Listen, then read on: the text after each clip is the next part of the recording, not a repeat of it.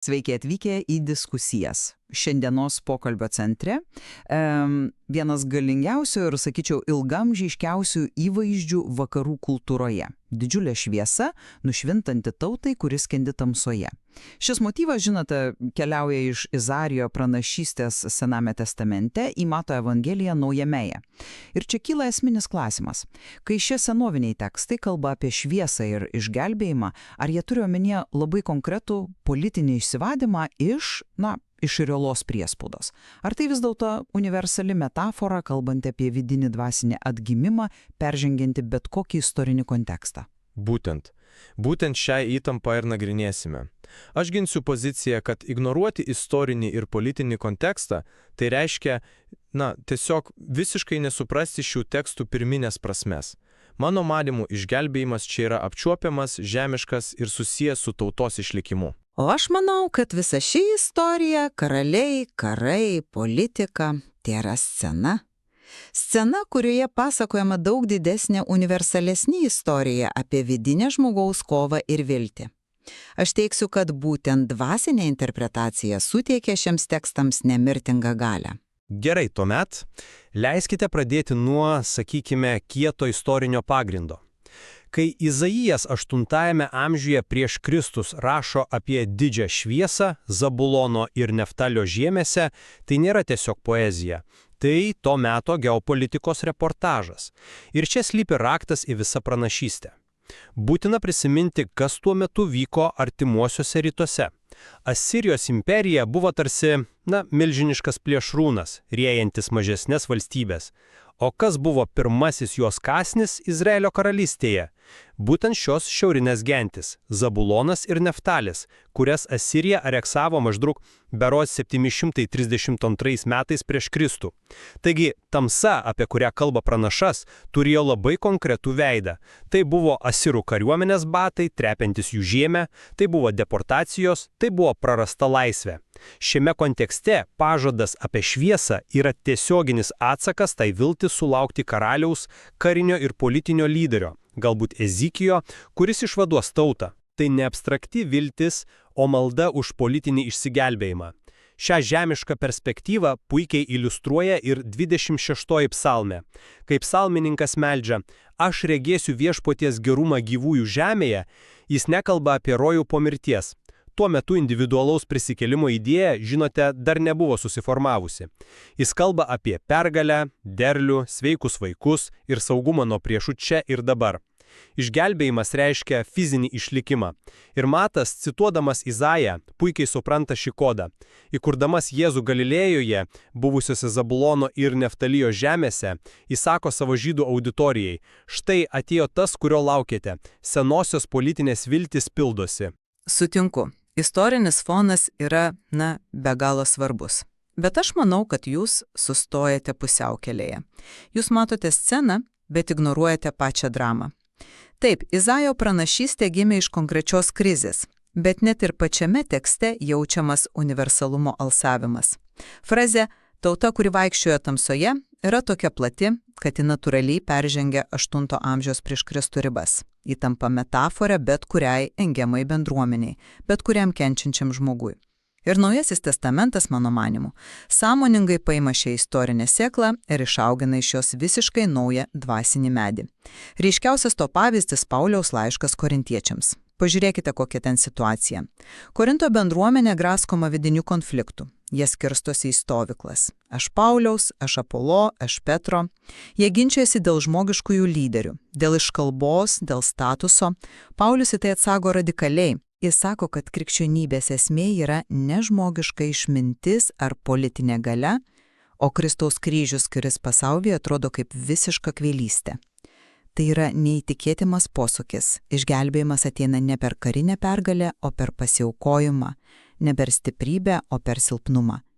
Jis perkelia visą kovos lauką iš išorės į vidų. Ir lygiai tą patį daro Matas. Taip jis cituoja Izaiją, bet kam? Ne tam, kad Jėzų pristatytų kaip naują karį karalių. Jėzaus pirmoji vieša ištara yra ne griebkitės ginklų, o atsiverskite. Jo skelbiama karalystė ne žemiška, o dangaus karalystė. Tai kvietimas į vidinę revoliuciją, ne politinį perversmą. Gerai, bet jūs sakote, kad Izaijo tekstas yra universalus, tačiau pats pranašas naudoja neįtikinai konkrečius, karinius pavyzdžius, kad įkvėptų viltį. Jis sako, kad Dievas sutriuškins priespaudos jungą kaip Midijano dieną. Daugelis šiuolaikiniams skaitytojams tai nieko nesako, bet Izaijo klausytojams tai buvo galingas priminimas. Tai nuoroda į Teisėjų knygos pasakymą apie Gedeoną. Įsivaizduokite, milžiniška madieniečių armija įsiveržiusi į kraštą, o Gedeonas turi vos 300 vyrų. Ir ką jis jiems duoda? Ne kalavijus, o molinius ąsočius, o viduje degančius fakelus. Naktyje apsupa stovyklą, sudaužo ąsočius, pučia ragus ir priešų armijoje kyla tokia panika, kad jie pradeda žudyti vieni kitus. Tai buvo karinis stebuklas, pasiektas ne jėga, o Dievo įsikišimu ir, sakyčiau, gudrybe. Izaijas sako savo tautai: prisiminkite Gedeoną. Taip kaip Dievas išgelbėjo mus tada, jis sutriuškins ir Asirijos jungą. Taigi šviesa čia yra labai aiškiai susieta su nauju karaliu, nauju Gedeonu, kuris atneš karinę ir politinę pergalę. Aš matau, kodėl jūs taip žavi šis pavyzdys. Jis išties ryškus, bet ar negalima į jį pažvelgti ir kitaip? Jūs pabrėžėte karinę pergalę. O aš matau dvasinę pamoką, juk Gedeono pergalės esmė ne karių skaičius ar strategija, o visiškas pasitikėjimas Dievu. Ir man atrodo, kad būtent šią dvasinę, o ne karinę esmę Matas ir nori pabrėžti, kai jis pritaiko Izaijo pranašystę Jėzui. Jūs sakote, Matas pristato Jėzų kaip naują Gedeoną. Gerai, pažiūrėkime, ką tas naujasis Gedeonas daro. Ar jis renka 300 vyrų su fakelais? Ne. Atvykęs į Galilėją, jis gydė visokias ligas bei negalias. Jis kviečia ne karius, o paprastus žvejus, sakydamas jiems: padarysiu jūs žmonių žvejais. Tai yra radikali prasmės transformacija. Jis paima karinės pergalės simbolį ir paverčia jį dvasinės misijos metaforą.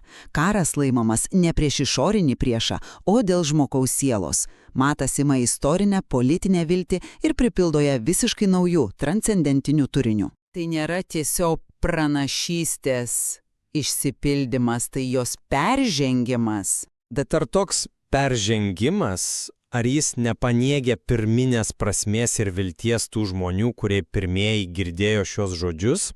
Jūs kalbate apie dvasinę misiją. Bet grįžkime prie 26 psalmės. Išgelbėjimas joje apibūdinamas labai žemiškais terminais. Dievas yra tvirtovė, uola, apsaugo nuo labai realių kūniškų priešų. Viltis yra matyti Dievo gerumą gyvųjų žemėje. Tai atspindi nuolatinę Izraelio patirtį būti mažai tauta, apsupta galingų imperijų ir tiesiog melsti išlikimo. Jiems išgelbėjimas nebuvo vidinė ramybė ar nušvitimas. Tai buvo klausimas, ar rytoj jų kaimo nesudegins, ar jų vaikai nebus išvesti į vergiją. Ši interpretacija, atsižvelgianti nuolatinės grėsmės, yra ne tik logiška, bet ir pirminė. Bet koks vėlesnis sudvasinimas, mano manimu, yra prabanga, kurią savo gali leisti tik tie, kurie nebegyvena nuolatinėje mirtino pavojos baimėje. Jūs pabrėžėte išlikimą gyvųjų žemėje ir tai svarbu. Niekas neneigia tų istorinių kančių. Bet ar Paulius, rašant korintiečiams, neperkelia viso žaidimo į kitą lygmenį? Jam didžiausias priešas jau nebe Romenas ar Asiras, o vidinis susiskaldimas pačioje bendruomenėje. Jam tikrasis pavojus ne išorinė priespauda, o vidinė puikybė, pavydas, skilimas. Ir koks jo siūlomas išgelbėjimas? Ne kariuomenės suvienijimas, o bendruomenės susitaikymas Kristuje. Ir čia mes prieiname prie esmės. Jis sako, kad Kristus jį siuntė skelbti Evangelijos, neišmintingais žodžiais, kad Kristaus kryžius neliktų be galios. Pagalvokime apie tai. Išgelbėjimo galia slypi ne per galingame karaliaus soste, o kryžiuje romėnų egzekucijos įrankyje, žeminančio pralaimėjimo, silpnumo ir pasaulio akimis kvailų gatvės simbolyje. Tai yra absoliutus vertybių pervertinimas. Galia slypi ne kardo ašmenyse, o pasiaukojimo akte. Paulius paima senąją išgelbėjimo savoką ir apverčia ją aukštim kojomis, visiškai ją sudvasinėdamas. Jūs teisingai pabrėžėte Pauliaus radikalumą, bet nereikėtų pamiršti, kad Paulius rašo jau po visko, kurdamas naują teologiją bendruomenėms, kuriuose gausų pagonio. Tuo tarpu Matas rašo pirmiausiai žydams ir jam Jėzaus įsišakninimas Izraelio istorijoje yra absoliučiai esminis. Jis negali tiesiog ignoruoti tų politinių lūkesčių, jis turi juos atsakyti. Mato nuolatinis kartojamas, kad išsipildytų, kas buvo pasakyta per pranašą yra, sakyčiau, teisinga ir politinė priemonė. Jis siekia įrodyti Jėzaus kaip Mesijo teisėtumą būtent žydų kontekste. Jis yra teisėtas karalis, Dovydo sosto paveldėtojas. Kai Matas kruopščiai pažymi, kad Jėzus apsigyveno Kapernaume, Zabulono ir Neftalio žemėje, jis tai daro ne dėl geografinio tikslumo. Jis primena savo skaitytojams seną Izaijo pranašystę ir tarsi sako, matote, viskas vyksta pagal planą. Jis yra tas, kuris atkurs Izraelį. Tai yra politinis pareiškimas, skirtas įtikinti auditoriją, kad Jėzus yra lauktasis valdovas, kuris atkurs politinę Izraelio šlovę. Jūs visiškai teisi, kad Matui Jėzaus kaip Dovydo sosto paveldėtojo linija yra kritiškai svarbi. Pripažįstu, tai yra stiprus argumentas už politinį interpretaciją. Vis dėlto aš manau, kad Matas naudoja šį politinių lūkesčių horizontą tam, kad jį galiausiai susprogdintų iš vidaus. Tai ir yra visas paradoksas. Taip jis sako, pranašystė pildosi, bet pažiūrėkime, kaip ji pildosi. Visi laukia karaliaus, kuris išvis romėnus. O ką daro Jėzus? Sužinojęs, kad Jonas Krikštytojas suimtas, jis nepradeda sukilimo, o atvirkščiai pasitraukia. Tai nėra politinio lyderio, pretenduojančiai sostą elgesys. Jo pirmoji vieša programa ne mokesčių reforma ar karinė mobilizacija, o kvietimas į asmeninį atsivertimą ir artėjančios dangaus karalystės skelbimas. Bet ar tikrai tai griauna lūkesčius, o gal juos praplečia? Žydų auditorijai pirmajame amžiuje politinis šis vadavimas ir Dievo karalystės atėjimas nebuvo visiškai atskiri dalykai. Jie buvo susipynę.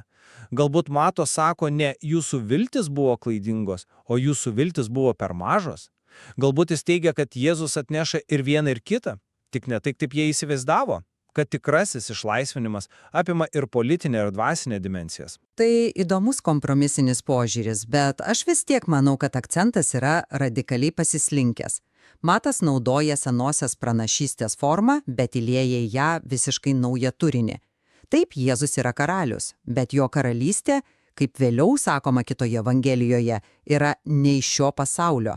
Pranašystė išsipildo, bet visiškai kitaip nei kas nors galėjo tikėtis. Ji išsipildo ne politiškai, o dvasiškai. Ir būtent šiame netikėtame, paradoksaliame išsipildyme ir slypi visa Evangelijos naujiena ir galia. Jis nepatvirtina lūkesčių, juos perkuria iš pagrindo. Apibendrinamas savo poziciją, aš vis tiek grįžčiau prie to, kad šių tekstų galia ir pirminė prasmė slypi jų įsišaknyjime konkrečios tautos istorijoje. Ignoruoti Asirijos grėsmę Izaijo tekste ar romėnų okupaciją Mato Evangelijoje – tai išplėšti širdį iš šių pasakojimų. Politiniai, socialiniai ir nacionaliniai išlaisvinimo aspektai yra esmini. Jie suteikia tekstui svorio ir, skubos. Matas, mano akimis, pristato Jėzų kaip šių labai konkrečių istorinių ir nacionalinių vilčių kulminacija. Šviesa, kurią jis atneša, pirmiausia skirta apšviesti kelią iš labai realios politinės tamsos. O aš apibendrinama sakyčiau, kad nors žinia nebejotinai gimė iš istorinių įvykių, jos nemirtingumas ir universalus aktualumas kyla iš dvasinės dimensijos. Šiuose tekstuose politinio išlaisvinimo kalba tampa priemonė kalbėti apie daug gilesnę vidinę laisvę nuo baimės, nevilties ir susiskaldimo. Šią transformaciją tobulai iliustruoja Pauliaus dėmesys kryžiui, pralaimėjimo simboliui tapusiam didžiausia galia, ir Jėzaus kvietimas ne į ginkluotą kovą, o į asmeninę atsivertimą. Būtent tai leidžia šiems tekstams kalbėti ne tik senovės žydams, bet ir mums šiandien. Akivaizdu, kad atsakymas nėra paprastas. Šioje medžiagoje egzistuoja nuolatinė gyva įtampa tarp istorinio konkretumo ir universalios dvasinės žinios. Galbūt būtent ši nesibaigianti įtampa, o ne vienas ar kitas atsakymas, ir suteikia šiems tekstams jų gilumo ir gyvybingumo. Puikiai suformuluota. Ir mes paliekame klausytojams patiems toliau svarstyti, ar ta didžioji šviesa yra skirta apšviesti konkretų istorinį kelią, ar atskleisti transcendentinę dvasinę tikrovę. O galbūt, kaip jūs ir užsiminėte, jos neįmanoma atskirti. Ir tikrasis iššūkis yra išmokti matyti abu šiuos dalykus vienu metu. Tolesnis šaltinių tyrinėjimas be abejonės gali atskleisti dar daugiau šios sudėtingos dinamikos atspalvų.